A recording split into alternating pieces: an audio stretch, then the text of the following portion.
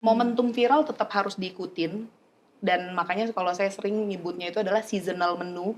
Biasanya Seasonal menu. kalau misalnya lagi tren Dubai coklat ya kita harus ikutin. Lagi tren matcha ya udah kita ikutin. Matcha, Pasti ya. kita keluarin Berarti versi ada variannya. varian matcha baru, atau misalnya nanti matcha berubah lagi jadi yang agak Ube sekarang. ube. Atau kemarin sempat viral juga yang pakai bunga telang tuh yang lebih ke biru-biru, blue ocean, blue Nah, itu matcha. lagi. blue matcha ya kan. Nah jadi boleh diikutin momentumnya, tapi balik lagi ke core bisnisnya ini lebih kemana gitu. Jadi harus tetap ada signature-nya di setiap bisnis yang kita buat gitu. Jangan sampai karena ikut-ikutan, kita cuma fokusnya di Dubai coklat, besok habis itu trennya hilang kan sayang ya. Cuman hilang momentum aja. Tetap harus ada core-nya nih. Mau di apa? Misalnya contoh, ya udah core kita adalah di kopi. Berarti kita harus punya signature kopinya apa misalnya gitu. Tapi ya kalau kita mau ikutin yang seasonal boleh aja, tapi itu hanya cukup seasonal aja. Oke, berarti menurut kita harus ikut tren atau mengadaptasi tren. Yang benar tuh yang mana sih? Kalau saya lebih memilih adaptasi sama tren. Tapi bisnisnya tetap pada core-nya. Betul, bisnis core-nya tetap kita harus benerin, tapi ya tadi kalau misalnya kita mau ikutin matcha atau yang lain-lain ya kita ikutin seasonalnya aja. Gitu sih. Jadi kalau kita lihat ya bisnis F&B itu kan sangat dinamis.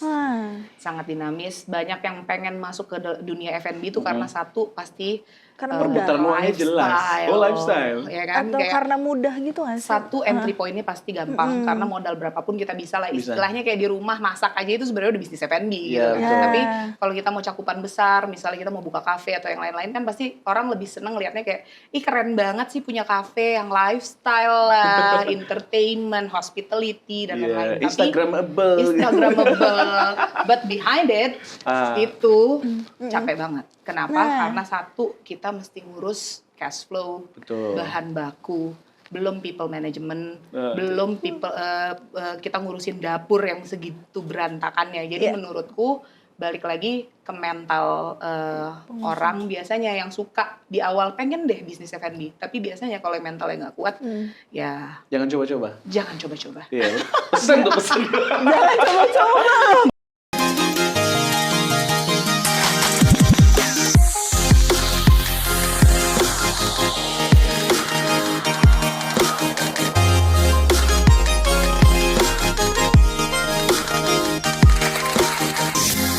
Bang Joel, Kenapa sih? aku sebenarnya nih hari ini lagi kesel banget, lagi galau sih. Lu memang gitu, galau mulu apa? Kenapa? Aku tuh kesel banget, kenapa sih gitu ya sekarang ini ya di dunia usaha yang kebanyakan laki-laki kayak cepet banget gitu loh, banyak banget yang suka ngeremehin perempuan gitu loh, kayak bisa apa sih nih?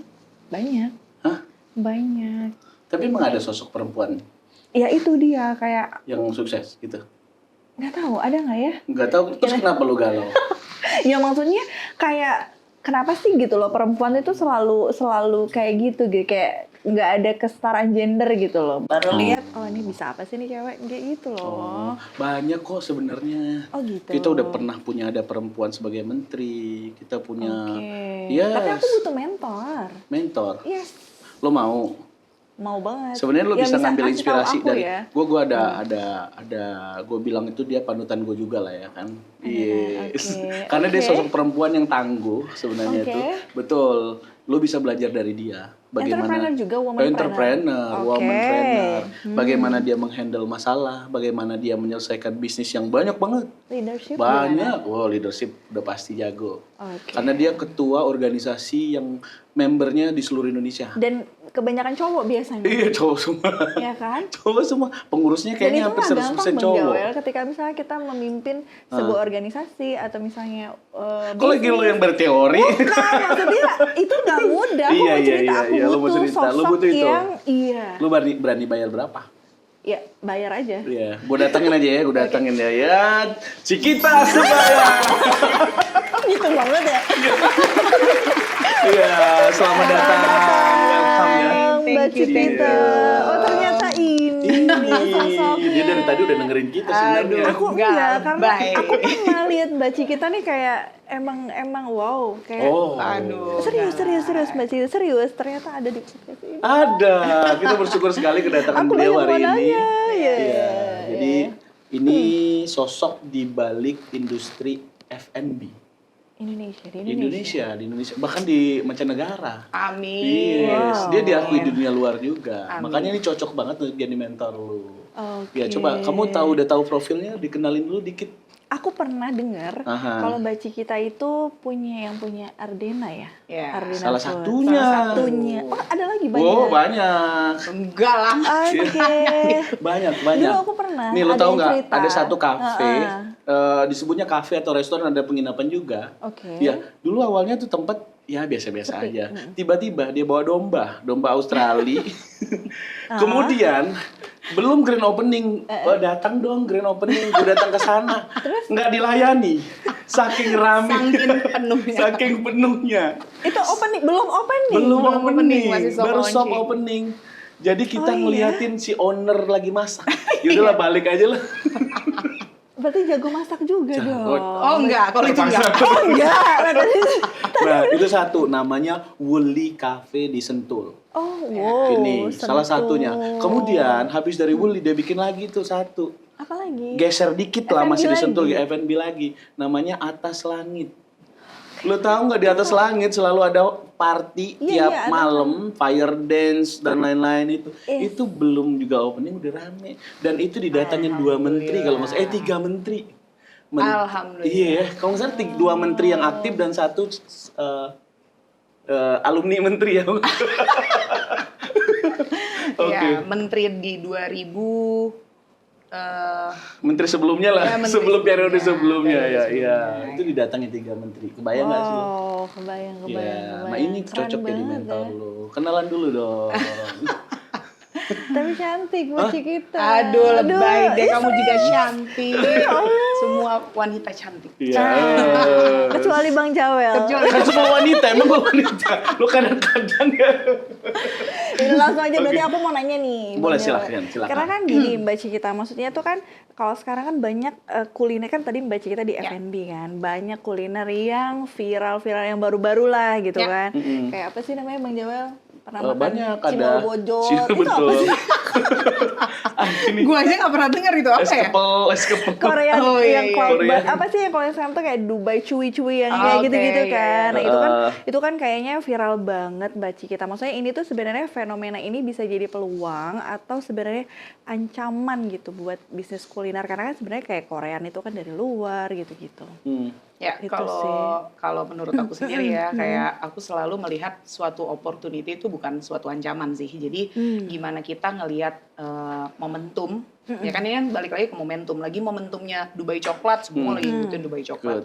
Momentumnya es kepal Milo, semua ngikutin es kepal Milo. Tapi yang paling penting kan gimana caranya kita bertahan gitu ya. Jadi setelah viral apalagi nih gitu. Jadi jangan cuman kita mikirin momentum lagi viralnya aja, tapi kita nggak benerin sistem di dalamnya gitu. Jadi momentum viral tetap harus diikutin, dan makanya kalau saya sering nyebutnya itu adalah seasonal menu biasanya. Seasonal menu. Kalau misalnya lagi tren Dubai coklat ya kita harus ikutin. Lagi tren matcha ya udah kita ikutin. Matcha, Pasti ya. kita keluarin Berarti versi ada variannya. varian matcha baru, atau misalnya nanti matcha berubah lagi jadi yang agak Ube sekarang. ube, atau kemarin sempat viral juga yang pakai bunga telang tuh yang lebih Oh, ke iya, iya. biru-biru blue ocean Blue Nah, itu matcha. lagi. blue matcha ya kan. Nah jadi boleh diikutin momentumnya, tapi balik lagi ke core bisnisnya ini lebih kemana gitu. Jadi harus tetap ada signature-nya di setiap bisnis yang kita buat gitu. Jangan sampai karena ikut-ikutan, oh kita cuma fokusnya di Dubai coklat, besok habis itu trennya hilang kan sayang ya. Cuman hilang momentum aja. Tetap harus ada core-nya nih. Mau di apa? Misalnya contoh,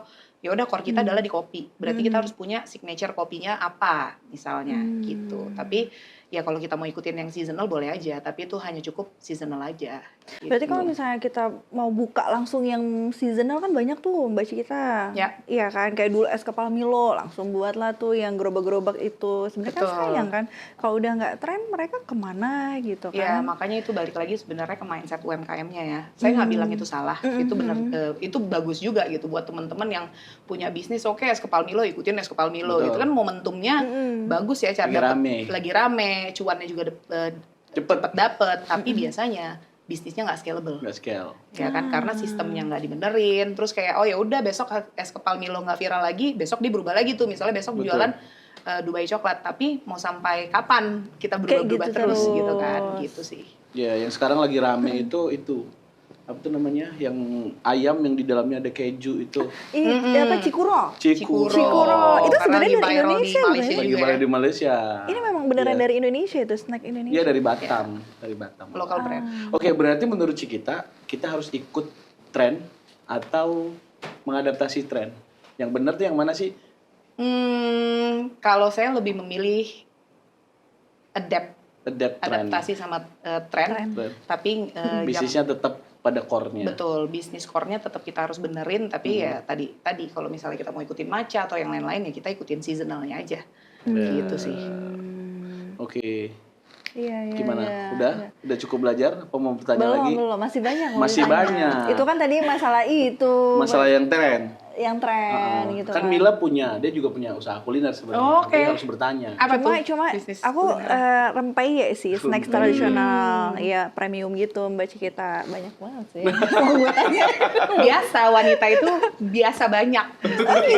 Dulu juga kita, aku juga kayak gitu ya, kayak lagi happy banget sama bisnis aksesoris, jualan aksesoris. Lagi tren banget sama bisnis fashion, ikutan jualan bisnis fashion. Tapi ya tadi balik lagi nggak sustain. Betul. Kenapa? Karena kita nggak fokus. Jadi at the end untungnya udah dapat suami yang typically fokus dan akhirnya diajarin kalau kita nggak fokus akhirnya terlalu melenceng kemana-mana nggak akan ada bisnis yang sustain. Akhirnya pas suami bikin brand Ardena Food baru disitulah 12 tahun terakhir betul-betul fokus hanya di dunia Di Ardena. bisnis F&B. Di F&B. Kalaupun saya mau bisnis lain, tapi tetap cakupannya yang masih di dunia F&B karena udah ngerasain flow-nya dan udah tahu how to-nya di situ F&B gitu. ya. udah ngerasain manis, asam, asinnya Asam F&B. garam, ya. Asam garam. Tapi dulu aku Lebih banyak asam garamnya ya dibandingkan happy-nya.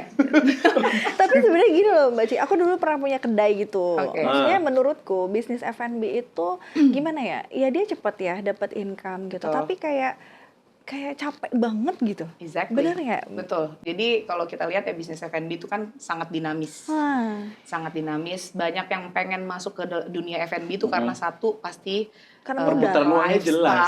Oh, lifestyle. Ya kan? Atau Kayak karena mudah gitu nggak sih? satu entry point-nya pasti gampang karena modal berapapun kita bisa lah, istilahnya kayak di rumah masak aja itu sebenarnya udah bisnis F&B gitu. Iya, betul. Tapi kalau kita mau cakupan besar, misalnya kita mau buka kafe atau yang lain-lain kan pasti orang lebih seneng lihatnya kayak ih keren banget sih punya kafe yang lifestyle lah, entertainment, hospitality dan lain-lain. Tapi Instagramable.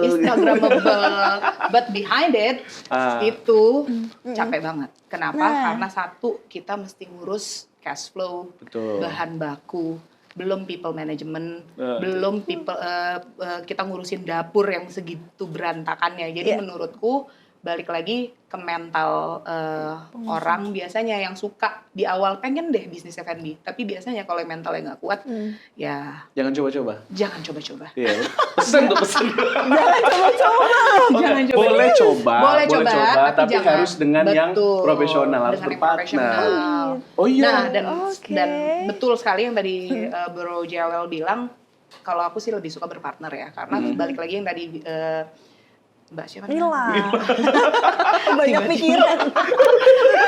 Biasa ini pebisnis F&B gitu, banyak pikiran kan, dapur gua tadi udah selesai. Iya, gitu emang. Mbak Mila, yang tadi Mbak Mila bilang, apa namanya, kayak ngomong apa? Berpartner. Oh iya. Berpartner.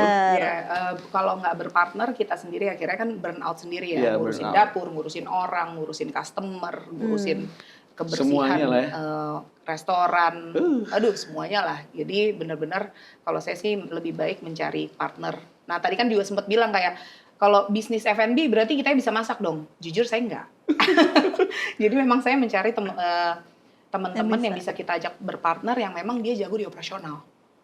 Karena kalau saya berkaca diri, saya ini jagonya di sales and marketing aja gitu, untuk jualan, datengin traffic, mikirin marketingnya mau gimana, itu mungkin keahlian saya. Tapi kalau operasional, mohon maaf nih, mendingan kita cari partner gitu. Tapi balik lagi kita harus tahu how to-nya. Ngerti ya? Maksudnya walaupun kita nggak 24 jam di operasional, tapi kita harus tahu SOP yang ada di dalam dan how to-nya bagaimana. Jadi ketika misalnya orang di dapur ada yang tiba-tiba resign ataupun ganti, kita tahu how to-nya bagaimana. Gitu. Makanya SOP di dalam dapur itu sangat penting. Bahkan kalau misalnya dapur yang bagus itu kan semua SOP itu harus ada fotonya, ada gambarnya, ada videonya bahkan kalau yang udah canggih-canggih. Jadi siapapun yang menggantikan di dapur itu quality dan rasanya tetap sama gitu. Itu susah loh Bang Joel. Susah banget. Sekarang gini, menentukan bahwa saya ini jagonya di marketing, branding gitu, itu dari mana?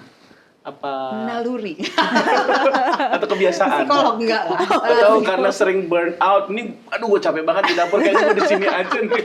Gue jadi iya enggak ya, kalau aku sih ngerasa sebenarnya kan banyak triknya ya. Contoh banyak tes juga kan sebenarnya kayak di ISC kita bisa lihat ini orang lebih ke mana bagusnya, apakah ini orangnya lebih ke operational, apakah dia bagus lebih ke orang marketing. Biasanya orang yang ekstrovert, tapi ini biasanya ya orang ekstrovert bagusnya biasanya yang tampil di depan, yang jualan, yang marketing itu biasanya orang ekstrovert. Kalau misalnya orang introvert mungkin lebih ke database, misalnya dia ke finance ataupun operational, itu kan biasanya udah lihat dari situ ya. Dan mungkin trik berpartner juga saya merasakannya itu. Dulu saya jujur beberapa kali juga gagal berpartner. Karena belum memahami. Salah pilih. Betul, salah pilih dan belum mengerti trik ini. Jujur kalau saya ketemu sama orang yang suka ngomong dan suka jualan, itu kan kadang-kadang kita ngerasain vibes-nya sama kan. Kayak kok kita sama ya, benar-benar suka jualan. Akhirnya saya pernah berpartner sama teman saya yang emang sama-sama suka jualan. Dan itu nggak bisa. Dan itu ternyata nggak bisa. Salah, kenapa? ya? Kita akhirnya dapat customer, kita dapat klien, tapi at the end kita duduk berdua. Ini gue udah ngegolin jualan, lu juga udah ngegolin. Terus yang ngerjain siapa? Karena kita berdua bukan orang operasional. Nah, disitulah akhirnya aku belajar, ternyata kalau kita punya sifat yang sama, sebenarnya agak susah untuk ngeblend bareng. Jadi bagusnya memang benar-benar cari yang dia kuatnya di operasional, dia kuatnya misalnya di finance. Nah, cari yang memang untuk mengisi kita sih gitu. Berarti belum tentu teman setongkrongan itu bisa jadi partner. Belum tentu. Karena kan teman setongkrongan obrolannya asik, happy kemana-mana, jalan bareng. Betul. Tapi kan sama vibes-nya, otomatis itu nggak akan pernah ya. Agak susah sih ya kalau aku bilang, apalagi dengan ego. Biasanya gini, kalau orang mau ekstro, lagi sama-sama ngomong, nah yang mau dengerin siapa, gitu kan? Iya. Ya kan jualan sama jualan gitu. Dua-duanya maunya tampil, ya bingung juga kan? Gitu. Nah, kenapa nunjuk saya? Cuma. Kenapa nunjuk saya? Jadi kemarin gagal itu karena mau tampil semua? Enggak. Jadi curhat ya. Aduh, sekarang kita bahas apa nih Bang Joel? Enggak, Cikita ini kan banyak banget ya kerjaannya ya. Kafe nih banyak, tadi udah kita hitung sendiri. Terus sekarang juga ikut di salah satu proyek pemerintah juga ya. Dapur MBG juga terlibat ya kan. Terus ngurusin organisasi. Itu dia. Kemarin organisasinya baru dapat penghargaan dari China, Shanghai kalau nggak salah. Internasional. Shanghai. Iya, Nah, Shenzhen. itu ngebagi waktu, belum lagi ada keluarga, ada anak yang setiap hari itu gimana diperhatikan. cara membuat? Lu tau nggak, belum ada anak tuh. Sama berat berat. Aku tuh sama perempuan, nggak usah Bang Jo, aku aja yang nanya. Ya silakan. Iya. Dengan perannya Mbak Cikita ini kan banyak banget ya di organisasi, di rumah, ngurus keluarga, belum ngurus diri sendiri, belum apa tadi? Belum lari. Setiap Sabtu Minggu dia lari. Itu dia, itu gimana Mbak Cikita? Bukan Sabtu Minggu. Peran banyak. Selasa, Rabu, Jumat, Minggu. Seminggu 4 kali. Oke. OMG. Gue juga kadang-kadang kalau lagi burn out mikirin kok banyak banget ya. Gitu. Menurut gue sih memang ini balik lagi ke pilihan. Ya, pilihan kita as a perempuan lah, pilihan kita juga as a mom. Tapi cuman 2 sih yang penting. Yang penting adanya sistem dan priority. Gitu. Jadi saya paham banget ketika jadi ibu ya kita harus berusaha benar-benar ada di saat anak-anak kita butuh gitu. Walaupun saya tahu pasti banyaklah kekurangan either di waktu ataupun yang lain-lain gitu ya. Tapi ya balik lagi ke sistem itu adalah pentingnya support system yang ada di dalam. Betul. Contoh misalnya ya harus sharing sama suami kalau ini adalah komitmen dan konsekuensi dia punya istri yang kayak saya gitu. yang super ambi, super pengen mau tampil tapi dengan tampil yang positif gitu ya. Yang ambi, yang mau maju lah ya. Yang energinya nggak habis-habis. Yang energinya nggak habis-habis. Jadi saya bedanya gini Mbak, kalau saya diem malah saya stres. Nah. Sama banget. Kalau saya punya 1 hari untuk berdiam diri di ruangan, saya bisa nangis. Saya Gila, itu ya. Jadi Super. Makanya akhirnya karena saya udah tahu dengan energi saya yang sebegitu banyaknya, jadi saya memprioritaskan waktu-waktu saya. Contoh di pagi hari, itu jam 5 pagi saya biasanya udah bangun dan saya udah lari. Untuk sebenarnya ngabisin energi saya yang terlalu banyak. Justru ngabisin energi. Iya, karena kalau biar capek dulu. Karena kalau enggak nanti kok kayaknya gue ngomong terus ya ini apa segala macam gitu kan. Memang ada orang yang emang energinya berlebihan gitu ya. Jadi emang pagi kita udah saya udah lari dan itu mungkin seminggu bisa 3-4 kali. Kalau lagi nggak ambi, kalau misalnya saya mau lagi ada race ataupun half marathon bisa seminggu 4 kali. Kalau yang biasa-biasanya ya cuma 3 kali lah atau cuma 2 kali gitu. Pagi-pagi udah lari, habis itu ya luangin waktu mungkin kalau ada waktu sambil baca buku sedikit. Baru habis itu biasanya saya start kerja dari jam 8 sampai jam 5. Ataupun kadang-kadang saya bikin waktu kalau organisasi saya lagi sibuk-sibuknya, saya kasih waktu dari jam 8 sampai jam 2 siang itu untuk fokus ke kerjaan bisnis dulu. Baru habis itu misalnya di jam 2 ini udah selesai, baru saya fokus ke yang lain nih. Entah itu organisasi, atau misalnya tadi kayak bisnis-bisnis yang lain, ataupun juga memantau sekolah anak-anak dan lain-lain. Jadi makanya balik lagi, support system itu penting, sama yang kedua adalah priority. Itu sih.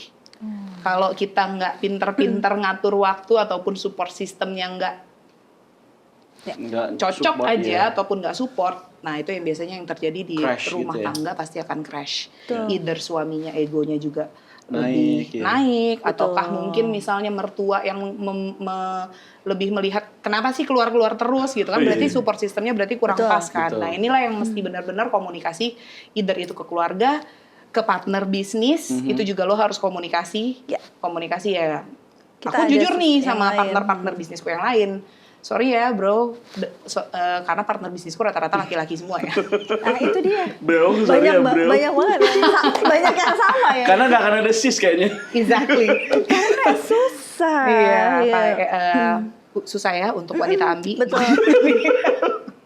Jadi wanita ambi yang kalau ngomong juga sharp gitu kan. Kadang-kadang kalau kita tajam, jadi kadang-kadang kalau berpartner dengan wanita adanya banyak kan kesakit hatian.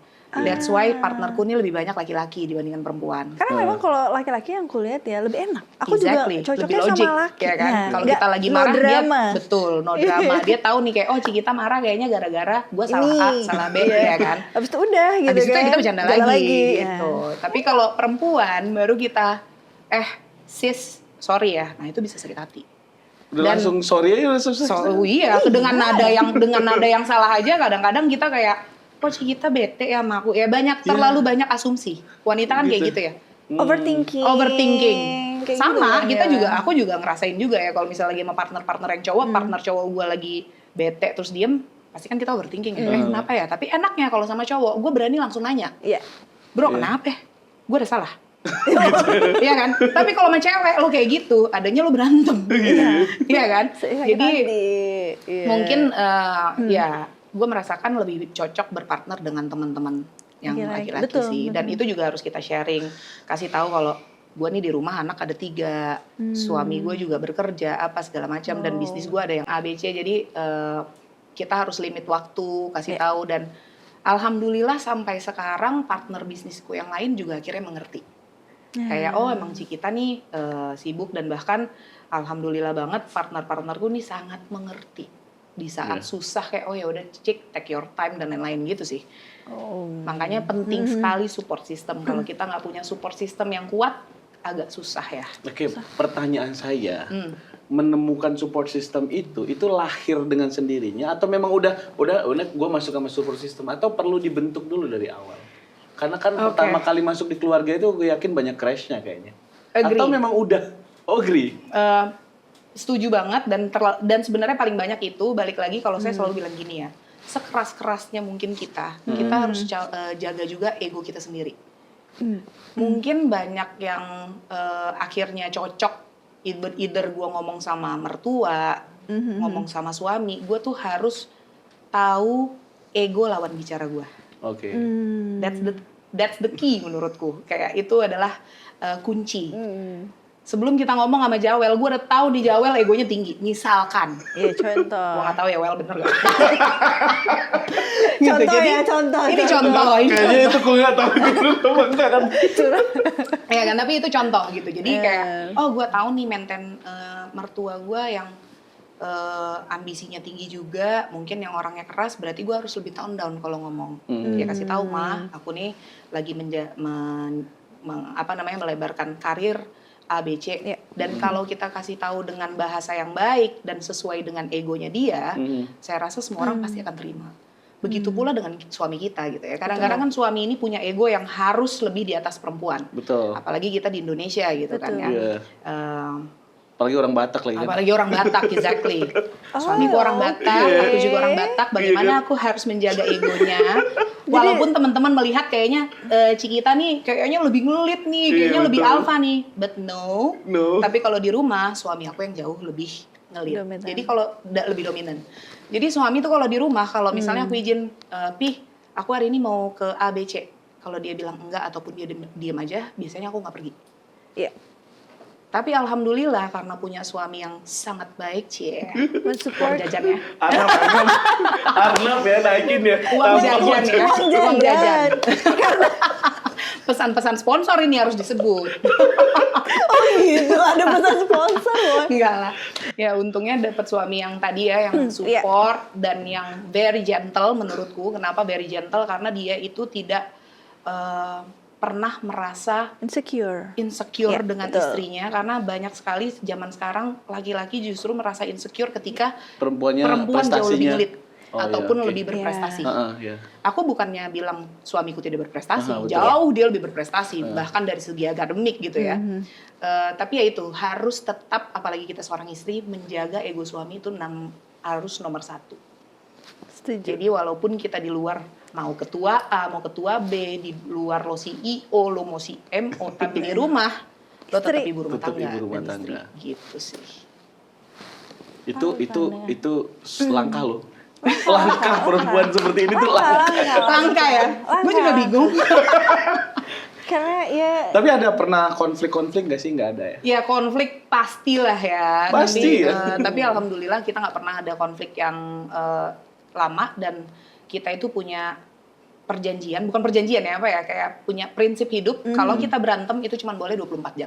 Gitu. Dan besok gue tetap harus negor dan harus siapin kayak misalnya ya udah siapin sarapan makan, pagi gitu sarapan ya? pagi, siapin anak-anak, salim pas mau pergi. Kan kadang-kadang kalau kita ngambek kayak aduh lihat mukanya aja males gitu kan ya. Tapi itu harus tetap dilakukan. Yes. Nah, itulah yang akhirnya menjaga ego, dan alhamdulillah nggak tahu ya kalau emang udah jodoh gitu ya, kayak ngerasa aja pas dia lagi down kita bisa ngangkat dia, ataupun sebaliknya aku lagi down dia juga bantu untuk menguatkan, atau misalnya dia lagi emosi, guanya lagi santai. Belum pernah ada di titik dia emosi, gue emosi akhirnya meledak, itu belum pernah sih, alhamdulillah. Oke. Gitu. Tapi kalau problem anak nih, kan saya lihat kan anak ini berprestasi juga, ada yang gue lihat kan biasanya nganter les nyanyi, piano gitu kan. Masih sempat disempat-sempatkan. Pernah komplain nggak anak? Enggak ya?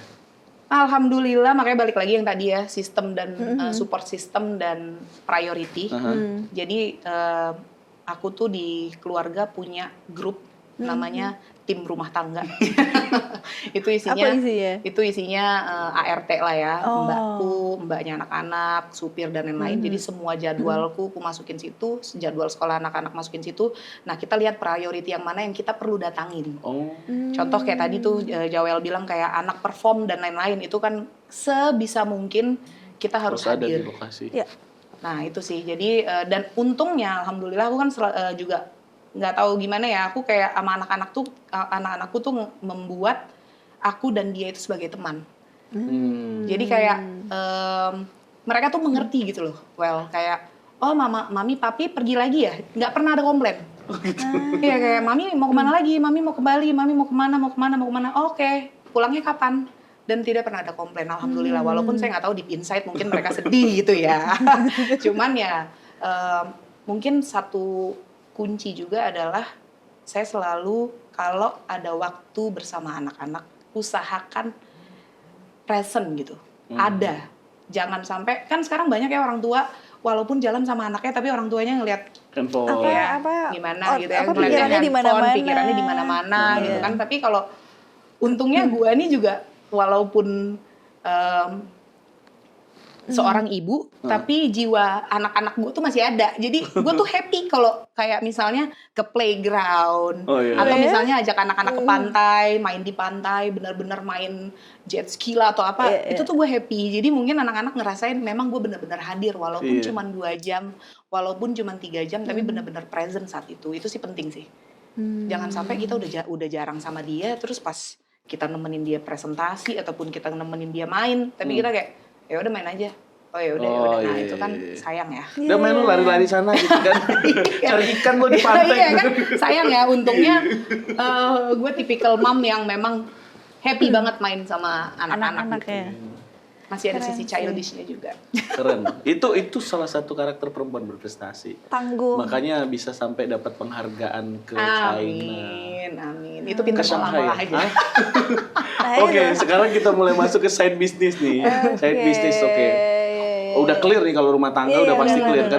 Karena kita lihat bahwa seseorang yang sukses di luar, kadang dia sukses juga di belakang layarnya. Di belakang layar itu adalah rumah tangganya. Itu tadi kan. Ada istilah, lu pernah nggak ada istilah yang dulu ada satu presiden kalau nggak salah, kalau lu mau jadi presiden awalnya dari merapikan tempat tidur, tempat tidur. Iya kan? Setuju ya. Betul. Tapi saya sekarang nggak pernah merapikan tempat tidur, makanya kita jadi presiden. Karena tempat tidurnya aja rapinya apa enggak gitu kan. Makanya nggak jadi presiden. Punya dulu ya Tuhan. Oke. Cerita dong Cik, gimana bisa menjadi, kita balik ke organisasi lah, kemudian berprestasi di organisasi, kemudian yang nge-leads, kayaknya saya rasa rata-rata organisasi itu membersnya atau anggotanya itu cowok hampir 80% kayaknya. Iya. Iya, kebetulan memang waktu di 2021 itu diajaklah sama salah satu senior untuk ikut organisasi HIPMI ya, Himpunan Pengusaha Indonesia. Dan waktu itu diajak karena ya suami juga di HIPMI, terus kayak jagain nih suami di HIPMI gitu. Oh, itu awalnya menjagain. Tapi ternyata malah gue nih yang terlalu ambi dengan organisasi ini gitu, kayak seru juga ya berorganisasi. Dan mungkin karena kita tahu how to manage organisasi dan bagaimana memanfaatkannya itu sangat penting. Jadi balik lagi ya, mungkin menurutku value kita as a person, satu, yang kedua adalah kinerja kita dimanapun. Once kita serius dimanapun, saya rasa udah pasti jadi sih. Gitu. Karena banyak juga orang yang ikut organisasi tapi dia nggak tahu end up-nya kemana. Naruh nama doang nggak ya? Exactly. Atau hanya menyibukkan diri. Menyibukkan diri, hanya jabatan aja, atau misalnya hanya happy-happy aja. Ya nggak ada yang salah sebenarnya. Karena kan balik lagi gini ya, kita sebagai motivasi diri bisa juga. Karena balik lagi gini ya, kayak kita masuk organisasi ini kan mencari circle pertemanan. Apalagi saya paham seorang pengusaha atau CEO, they don't have a time untuk cari teman ataupun teman ngobrol. Karena gini loh, kayak gue CEO, gue pengusaha, gue ngobrol sama tim karyawan gue kadang-kadang nggak nyambung. Iya, betul. Bukan saya merendahkan ya, tapi ataupun nggak sama visionnya. Jadi sebenarnya pentingnya organisasi ataupun komunitas menurut gue sebenarnya di situ adalah tempat kita belajar, networking, sharing experience, terus misalnya kita sharing lah ya, lebih banyak ke sharingnya karena kita ketemunya kan sama-sama pengusaha ataupun yang lain-lain gitu. Jadi kan nggak mungkin ya kita sebagai pengusaha ataupun leader di kantor kita berkeluh kesah sama tim kita di bawah gitu ya kan. Jadi kadang-kadang itu yang kita merasa sebagai pengusaha ini, kayaknya kita kok kemana-mana hanya punya waktu sendiri ataupun lone ranger dibilangnya gitu ya. Jadi makin atas ya makin sendiri makin gitu sendiri kan. That's why itu pentingnya sebenarnya organisasi ataupun community. Kita sama-sama ketemu pengusaha gitu ya. Nah disitulah akhirnya saya ngerasa, dan menurut saya yang penting adalah di satu organisasi ataupun di community yang penting itu adalah kolaborasi. Ah. Collaboration more powerful than competition gitu ya. Kadang-kadang kan gini, kayak kita ketemu nih di organisasi, oh sama-sama nih saya pengusaha frozen food, dirimu juga pengusaha frozen food. Apalagi kita ada di organisasi yang sama-sama culinary misalnya. Betul. Ya. Tapi saya ngerasa saya bisa belajar dari kompetitor saya juga bisa belajar dari apa kekurangan dia atau kelebihan dia. Nah, jadi saya selalu ngerasa ketika saya masuk ke organisasi yang saya lihat walaupun dia kompetitor saya adalah apa sesuatu yang bisa kita kolaborasiin bareng. Gitu. That's why mungkin Jawel juga tahu ya beberapa kayak partner-partner gua di Sentul, yang di kafe-kafe tadi yang disebut sama Jawel adalah saya ketemunya di organisasi. Kita punya pain yang sama, kita punya masalah yang sama, tapi kita tahu how to handle it. Dan yang tadi berpartner kan, gua kuatnya di operational nih, gue kuatnya di sales nih, gue kuatnya di ini. Akhirnya kita malah bisa create something yang bigger than mungkin bisnis kita yang lain gitu. Jadi itu sih pentingnya organisasi. Kolaborasi. Ya. Itu penting. Jadi kalau lo mau gede, kolaborasi. Kolaborasi. Kalau mau panjang, sendiri. Oh ya? Umurnya. Udah lupakan. Jangan kalau mikir mah lupakan. Oke, saya mau nanya. Ini terkait masalah kadang ya sekarang itu pelaku F&B atau influencer yang terkenal, viral kayak gitu. Tiba-tiba dia mau berbisnis F&B. Gitu kan. Tiba-tiba, Cik, aku boleh nggak bisnis dengan lu gitu kan gitu. Nah, ini tuh banyak banget masalah yang muncul kadang. Kadang baru umur 2 tahun tiba-tiba udah rame, bangkrut atau saling tipu, saling bohong kayak gitu. Nah, ini tuh problemnya di mana sih sebenarnya? Nah, ini banyak sebenarnya. Kalau mau dibedah sebenarnya banyak ya, tapi yang sering kali terjadi adalah balik lagi di data. Di data. Kenapa? Karena jujur aku juga pernah kerja sama-sama influencer ataupun artis, tapi balik lagi saya bukan menjelekkan mereka ya, tapi banyak sekali mereka ini kan banyak yang tidak mengerti bisnis sebenarnya, ataupun mereka maunya instan. Oke, gue tahu cuannya aja deh, gue bantuin lu posting apa segala macam. Yang penting ada value-nya ke gue. Tapi dikasih perjanjian ataupun dikasih legal, lu nggak baca. Sedangkan intinya berbisnis itu semua kan ada di legal, gitu kan. Kadang-kadang perjanjian yang salah kata aja itu lo nggak detail baca. Jadi saya nggak bisa nyalain semua yang salah yang di mana ya. Tapi terkadang mungkin ini kita berkaca diri dari teman-teman yang memang kurang detail membaca data ataupun baca perjanjian sebelum kita memulai usaha. Itulah justru core yang sangat penting gitu. Gimana kita pembagian as a partnership. Dan saya selalu bilang ketika kita berpartner harus omongin apapun yang jelek itu di depan. Contoh misalnya bagi share dari 100% saham, lu berapa dan value-nya berapa itu harus didealkan di depan. Jangan sampai ada kekecewaan di akhir. Contoh misalnya idea bisnis restoran gua yang gitu konsep itu misalnya ada idenya di gua. Kan kadang-kadang gitu kan. Biasanya orang yang punya ide tuh egonya lebih tinggi. Betul. Tapi gua gak punya modal. Ada kan yang kayak gitu. Sedangkan partner yang gue ajak, dia duitnya banyak. Tapi dia gak punya idea. Nah, terus sahamnya akhirnya lebih banyak yang mana? Your idea atau your money gitu kan. Nah, ini harus clear di depan. Nah, bagaimana cara lo bisa menginfluence, itu kan balik lagi sebenarnya kita mencari win-win kan. Lo happy sebagai investor, gue juga happy sebagai eksekutor lah ya. Eksekutor tapi kan banyak orang yang kayak ya udah deh jalan dulu gitu. Nah, itu menurut gue nggak clear. That's why yang ujung-ujungnya sering hancur adalah lo tidak terbuka di depan. Dan menurut gue ini bukan di bisnis saja, even di perkawinan. You have to be clear di depan. Apapun itu harus lo omongin di depan. Gue tuh orangnya A, B, C. Guanya keras ya, kalau gue ada yang salah, sorry nih. Gue pasti biasanya langsung ngomong apa segala macam. Itu harus clear di depan. Ya balik lagi kayak tadi pembagian saham. Sorry nih bro, ini kan ide dari gue. Tapi gue tahu sih duit dari lo. Tapi gue yang bakal kerja di sini 80%. Betul. Lo yang sebagai investor pasti lo cuma mau tahu duit lo gue muter aja, apa. muter Yaudah, balik. Itu kan balik lagi ke deal-dealan kita bagaimana kan. Dan gak ada yang salah. Intinya ini kan sama seperti musyawarah ya, win-win solution nih, yang mana yang mau kita ikutin gitu kan. Nah, balik lagi, jaga juga ego. Yang penting kan gue tahu nih, oh investor gue sebenarnya dia sukanya cuan nih, gimana. Aha. Nah, trik itu juga harus penting kita punya.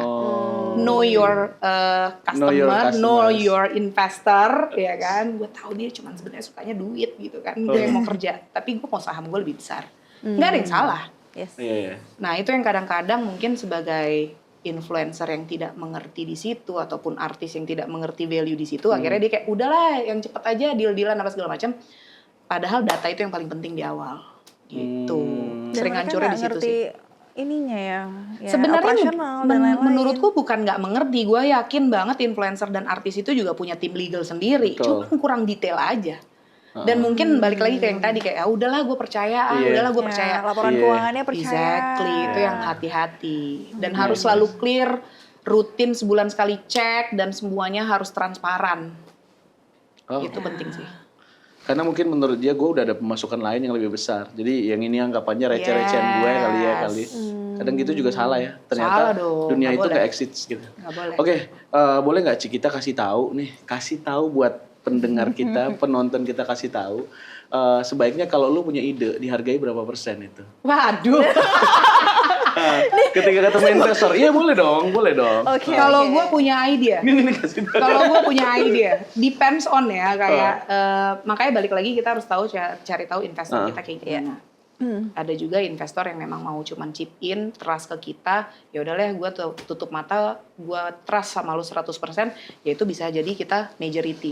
Entahkah itu 51% atau bahkan extremely kita 70%. 70%. Dia cuma chip in duit. Chip in modal ya. Chip in modal. Tapi ada juga yang memang greedy. Iya. Investor yang kayak mau baliknya cepet, tapi ini nggak salah juga.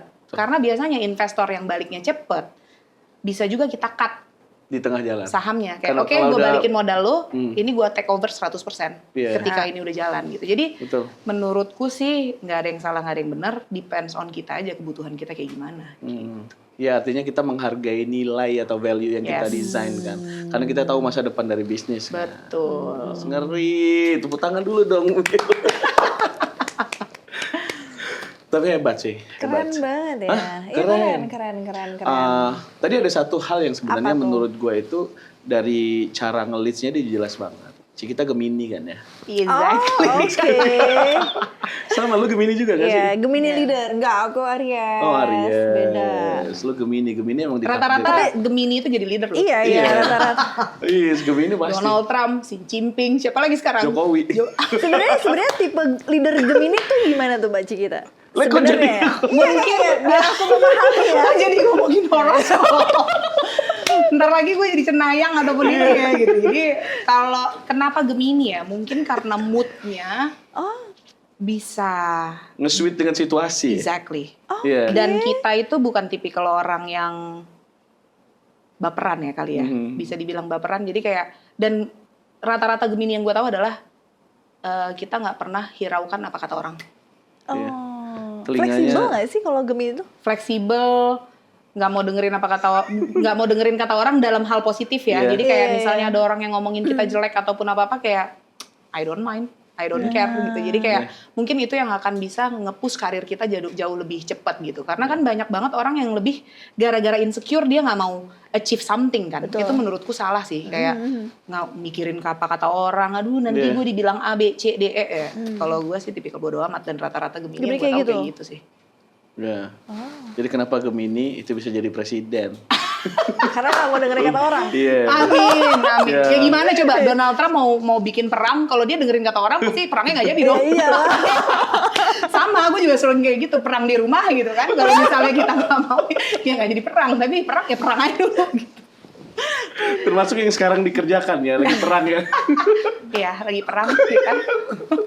Boleh disebut kayak itu sih perangnya? bisa. Ini ngomongin apa nih? Perang nggak apa boleh. ini? Anda nggak boleh tahu. Nggak boleh, oke. Oke, Cik, sebenarnya gue lihat kan dari obrolan kita berapa menit ini tuh lu kelihatan happy banget ya, nggak pernah ngerasa sad gitu loh. Pernah nggak sih seorang pernah nggak sih sad. seorang Cikita itu Tapi merasa stres. sedih atau Stres, pernah nggak? Stres, sedih. Pernah? nggak Pernah lah. Masa I'm a sih? being human gitu loh. Kita juga manusia gitu loh. Tapi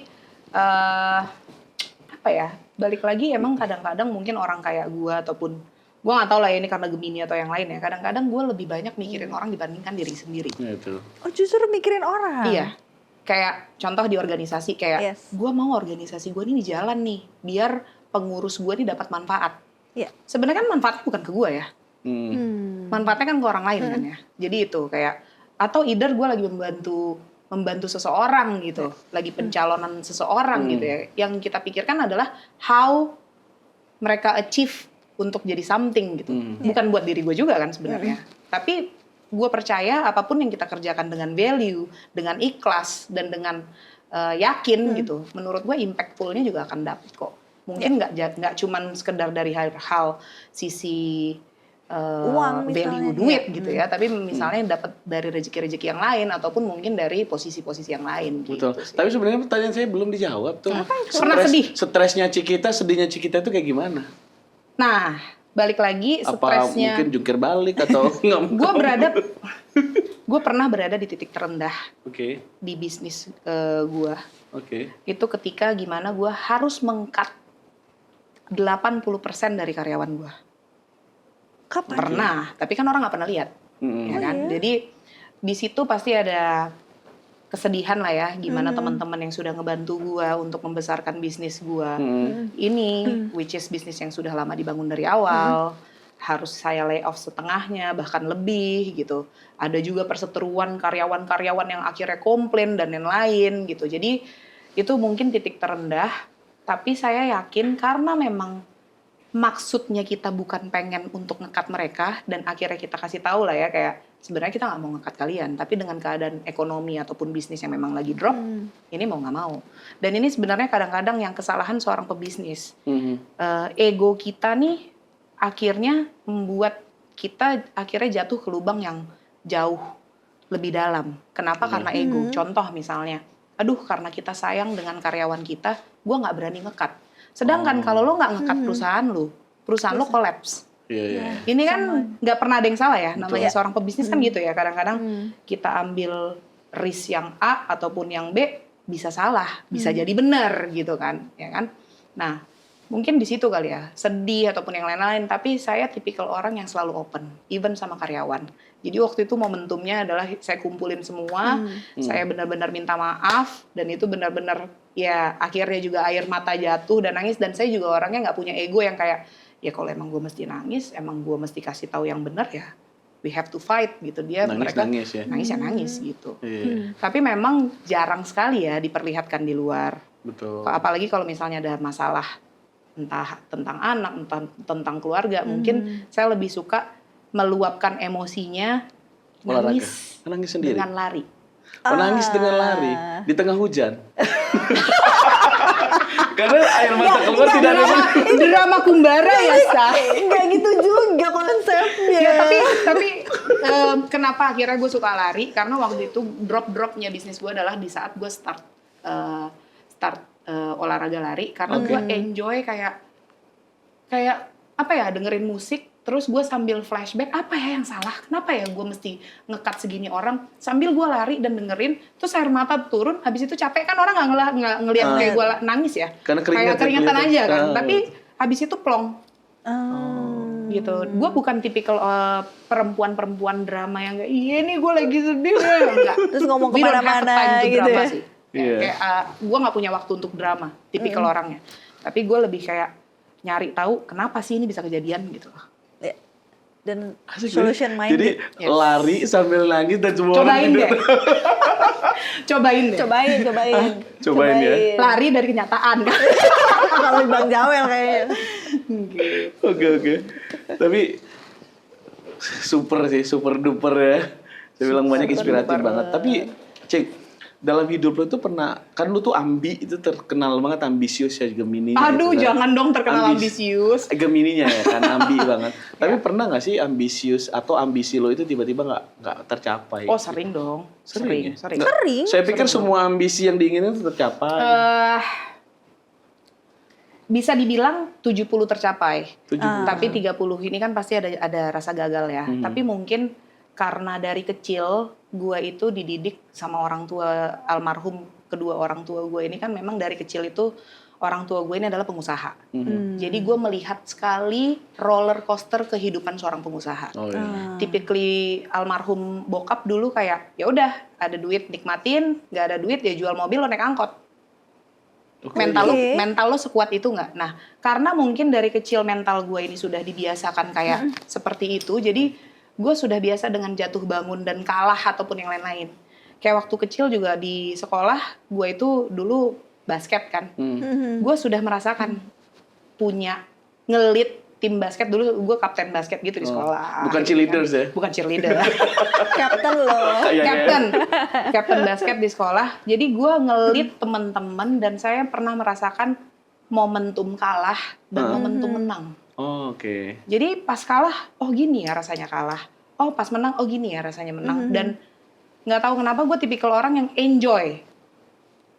Walaupun kalah, gue lihat titik enjoy-nya. Oh kalah tuh emang lu disuruh bersyukur dulu nih. Belajar lagi. Belajar lagi nih, gimana cara ngehajar tim sebelah biar cepat menang gitu. Jadi makanya kalau tadi Bro Jawel bilang ada menang kalah, of course pasti ada menang kalah. Ada juga cita-cita yang nggak tercapai. Tapi karena gue sudah terbiasa dengan hal itu, gue tipikal fight dan dobrak. Jadi kalau ada masalah, dobrak. Apa sih masalahnya gitu? Bukan tipikal orang kan ada ya, tipikal orang yang kayak, aduh ada masalah, gue menghindar aja deh. Iya, Nah, gue nggak mau ribet ya. Gue bukan tipikal menghindar. Gitu. Wow. Gimana nih? Lu kenapa sih? Keras ya? Lu kayaknya keras ya? banget, lu Keras takjub ya kehidupannya. Oke. Kalau di dunia bisnis kan itu kita bicara kadang pusing banget dengan akses permodalan. Seorang Cikita, seorang Cikita. Menurut lu permodalan itu susah apa gampang? Karena ini gender nih, kadang-kadang kan perbankan atau lembaga keuangan itu dia lebih percaya laki-laki daripada perempuan. Oh salah sekali. Salah ya? Salah sekali. Itu kebalik. Kalau untuk nyari investor, jujur ini gampang-gampang susah. Tapi menurutku wanita itu punya nilai plus untuk mencari investor. Kenapa? Dari cara kita berkomunikasi, kita dan wanita itu lebih sensitif. Yang tadi, biasanya wanita ini sebelum ngomong dengan investor, we have to know your customer gitu untuk ngomong. Kita harus tahu nih siapa lawan bicara kita, dan kita kan orangnya gitu ya kayak nyeleksi dulu lebih detail. Kalau cowok kan enggak ya, present aja dapat syukur, nggak dapat ya udah. Tapi kalau wanita kan lebih ke perasaan, lebih ke appearance juga ya kan. Cara ngomong misalnya sama investor-investor bapak gitu kan, pasti dia lebih happy dong. Gitu. Kadang-kadang kan kalau cowok ada lebih ke ego ya, kayak aduh malu nih gue minta ini apa segala macam. Jadi jujur di kantor pun ataupun di teman-teman partner bisnis, biasanya yang memang urusan investor. ke investor ataupun ke yang tadi ya untuk ke pemerintahan dan yang lain-lain itu emang tugas gua. Karena kan gue berarti salah dong persepsinya. Salah banget. Tapi ada loh persepsi yang kalau perempuan minta duit, kadang katanya ada konotasi negatifnya. Lebih banyak menjual bukan gagasan tapi menjual kevulgaran Beauty sometimes. mungkin ya. Beauty privilege. Nah justru kalau gue bilang sebenarnya kita mesti menjual beauty privilege itu juga, tapi dengan cara yang positif. Tetap gimana ya? Menurut gue itu kan memang itu balik lagi ke value wanitanya masing-masing ya. Tapi ketika contoh misalnya kita datang dengan appearance yang cantik, tapi dengan gesture badan yang tegas. Ada tegasnya atau mungkin sedikit ada hint maskulinnya, gue yakin cowok-cowok juga nggak akan berani. Betul. Jadi depends on perempuannya juga, Kalau gue datang dengan beda ya dengan kayak Pak, beda kan. Aura tegasnya juga harus diperlihatkan. Nah, jadi gue tidak pernah menyalahkan contoh misalnya ya ada yang negatif lah demi mendapatkan investor menghalalkan segala cara. Yaitu emang value lu cuma segitu. Lu kan akhirnya menghalalkan segala cara, tapi kan value kita nggak di situ ya. Dan trust me or not, orang lebih percaya dengan kita yang tegas sih. Betul. Bukan karena bisnis itu kan exactly. Karena bisnis itu soal ketegasan. Gimana kita mau memimpin perusahaan kalau kita aja nggak bisa tegas gitu kayak dengan value diri kita sendiri gitu sih. Berarti berat ya bahasa gue. berarti Baci kita nih percaya ya sama beauty privilege. Beauty privilege it's a key menurutku. It's a key. Tapi tetap harus di positive way ya. Actually it's not key, tapi gift ya. Beauty privilege itu gift ya. Bukan it's a gift. It's a gift. Makanya semua perempuan tuh menurut gue it's a nilai plus. Makanya sebenarnya kenapa tadi Mbak Mila bilang kayak kenapa sih kita selalu dikucilin wanita apa segala macam? Sebenarnya jangan sampai kita punya pemikiran itu yang akhirnya mematahkan semangat kita sebagai perempuan untuk fight dengan laki-laki. Karena sebenarnya kita punya privilege lebih, kita lebih cantik, kita bisa bawa diri positioning, kita bisa menyamankan laki-laki, tapi in a positive way. Oke, Gitu. sekarang pertanyaan saya mungkin agak pamungkas nih pertanyaannya. Serem ya, Bu. Oke, oke, antara bisnis, Ya. karir organisasi, keluarga, ketika tiba-tiba tiga-tiganya crash, yang mana yang harus dipilih? Bisnis, organisasi, family. Family dong. Family. Family is number one. Gak masalah kalau semua bisnis lo bangkrut, tiba-tiba lo harus pindah ke kontrakan Exactly, gitu. nggak apa-apa. Kan gue udah cerita sama lo, hidup gue itu roller coaster, naik turun. And I've been there. You've been there, right? And then you choose family. My family is number one. Ada nggak momen pernah mau menyerah gitu? Oh, dalam sering hidup lo? sekali. Oh iya.